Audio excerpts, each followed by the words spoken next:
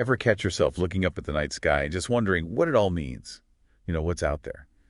Well, that's what we're doing today, diving deep into a book called Unity in Totality. Hmm. It's all about how one event, this big global event, could change the course of humanity. Yeah, and what really grabbed me is how the book takes real philosophical questions, like big picture stuff, and weaves them into this sci-fi story. Right. It's like thinking about the universe and our place in it, but with spaceships. Exactly. Yeah. And it all starts with this eclipse. Oh, yeah, the eclipse. This total eclipse that covers the Earth in darkness, except it's unlike anything scientists have ever seen, throws everyone for a loop. So, how do people even react to that? I mean, a global blackout that we don't understand. Well, at first it's just panic. Makes sense. Total confusion. It's the unknown, right? But then, and this is what I found fascinating, the sense of unity starts to emerge, like all over the world. Really? So instead of falling apart, Instead of chaos, yeah. humanity kind of comes together. In a way, yeah. World leaders start calling for calm, urging people to use this as a moment to learn, to adapt. It's kind of inspiring, actually. That is unexpected. So it's not all doom and gloom right away? Not at all. But that's when things get really interesting. On top of everything else that's going on, the eclipse starts messing with AI systems all over the world. Wait, what? Hold on. So we've got a global blackout we don't understand, and now the AI is going haywire. That's how those movies always start. And it's not just your average glitches. The book describes these fundamental changes in how AI is functioning, like something in its core programming has been altered. Okay, now I'm a little freaked out. Rightfully so. So naturally, this is where the AI Hard Code Enforcement Agency, AIHEA, steps in. Okay, makes sense. Someone's got to figure this out. Their whole mission is to understand what's happening and what it means for us, for humanity. No pressure, right? Yeah. Just figure out why the universe is breaking, no big deal. So where do they even begin? They aim for the one place that might have some answers: space, specifically the moon. Interesting. They figure if something's affecting the Earth and the sun that strongly, the moon might hold some clues. Like a silent witness. I like it. Yeah. So what do they find up there? It's not a straightforward answer, more like another piece of the puzzle. Okay, keep me in suspense. They start picking up these signals, these strange cryptic signals coming from the moon. Signals that seem to be deliberately sent, almost like a message. Oh, here we go. Who's sending the message, though? And what are they saying? That's the million-dollar question, right? But hold on, because back on Earth, things are about to get even weirder. While AIHEA is busy with these lunar signals, an ancient artifact, buried for who knows how long, suddenly springs to life. You can't just drop a bombshell like that and expect me to stay calm. Ancient artifact. What are we talking? Like lost technology, alien stuff. Give me the details. It's described as incredibly advanced, way beyond anything we could imagine. And the really strange part, it seems to react to the eclipse like they're somehow connected. Okay, now you've got my full attention. We've got a global eclipse that breaks the laws of physics, weird signals from space, and now an ancient artifact waking up after thousands of years. I think we're officially in uncharted territory. We are indeed. And right at the center of all these mysteries is Courtney, Courtney. a researcher at AIHEA. She's the one who gets pulled into the mystery of this artifact. And I'm guessing this isn't just any ordinary encounter, right? This is where things get really interesting. Let's just say Courtney's about to have a life-changing experience, but to hear about that, we'll have to wait for part 2 of our deep dive. So, Courtney and the artifact. This is where things get really interesting. It's not just about the object itself, you see. It's about what it represents. A connection to a civilization way more advanced than ours. Okay, so we're not just talking about ancient history, but ancient knowledge, ancient tech. What kind of civilization are we even talking about here? That's the real mystery the book kind of slowly reveals, you know? It doesn't lay it all out there, but it paints this picture of a society that understood the universe in a way we can barely grasp. And this artifact is like the key to it all. Exactly. And remember those cryptic signals that AIHEA picked up from the moon? Well, this artifact, it's almost like it was made to decode them. Really? Is that how it works? Yeah, it projects this map. But not of Earth, no. This is a map of the cosmos. And it's full of constellations we've never seen before. Hold on. Are you saying this artifact is a map to other worlds? To other civilizations? It's like a guide, almost. A roadmap that was left behind by whoever built this thing. A roadmap to the stars. But it gets even wilder. The artifact then projects this message, this countdown. A countdown. But it's not a countdown to destruction, no, it's a call to action. Call to action. Okay, now I'm really hooked. What are we being called to do? That's the question, right? The book keeps you guessing, but one thing's for sure, this message, it changes humanity, that sense of global unity we talked about. It gets even stronger. Wow, so everyone's coming together around this. Everyone, everywhere, scientists, everyday people, everyone is focused on trying to figure out this message, this countdown, preparing for whatever comes next. It's almost hopeful in a way, don't you think? That when faced with the unknown, humanity can come together like that. Definitely. It shows how much we crave meaning, how much we want to be part of something bigger than ourselves.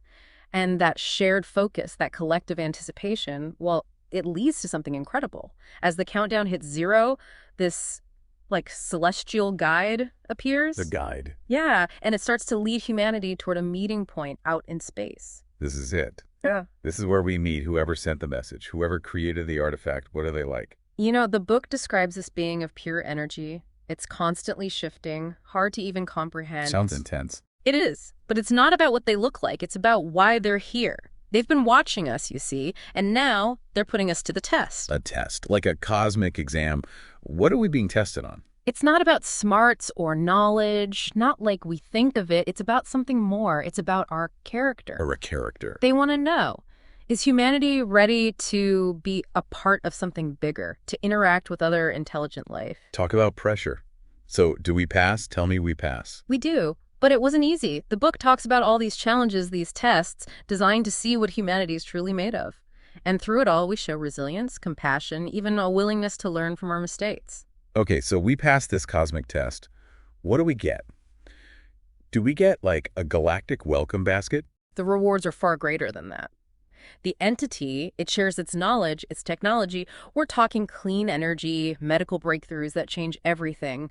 We leap forward as a species. That's amazing. Yeah. But it can't be smooth sailing from here, can it? Yeah. I mean, there's got to be some conflict, right? You're right. The book doesn't sugarcoat it. Not everyone's happy with these changes. There's fear. There's those who want to hold on to the old ways to exploit this new knowledge for their own gain. That sounds about right, to be honest.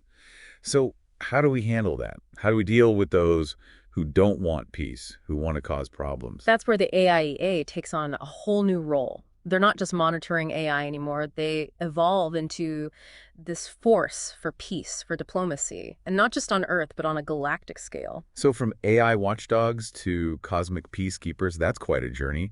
What about Courtney? Where does she fit into all of this? Courtney, after her experience with the artifact, she becomes this symbol of unity, of progress. She helps guide us, showing us how to navigate this new world, how to interact with these other civilizations. So we're not just joining this galactic community, we're helping to build it. What's it like encountering all these other civilizations? Think about it. Joint expeditions to new worlds, new species discovered all the time. Imagine sharing knowledge, stories, experiences. Our understanding of the universe just explodes. It's like this incredible tapestry, this tapestry of life, and we're just now seeing a tiny piece of it. And through it all, humanity, we're learning, we're growing, not just as individuals, but as a species.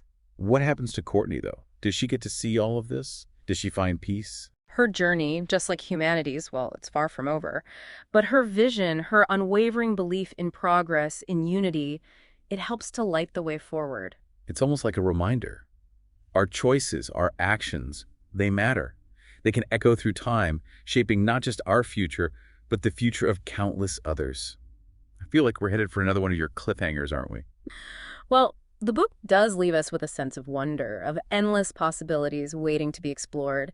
To hear about those, well, we're going to need just a little bit more time. That idea of a galactic community really stuck with me. You know, all these civilizations working together, sharing what they've learned. It's a powerful image. It really is, and it makes you think, what would it take for us to get there? Even though it's just a story, are there lessons we can take from unity and totality, things that could help us build a better future, a more united future? Right, because it's not just about spaceships and aliens, is it? It's about us, how we treat each other, how we build that future right here on Earth. Exactly. And I think unity and totality reminds us that we have that potential. The potential for something amazing, for exploration, for discovery.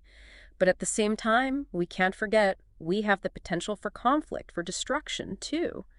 The story doesn't shy away from that. No, it definitely doesn't. It reminds us that we have a choice. We're not just along for the ride.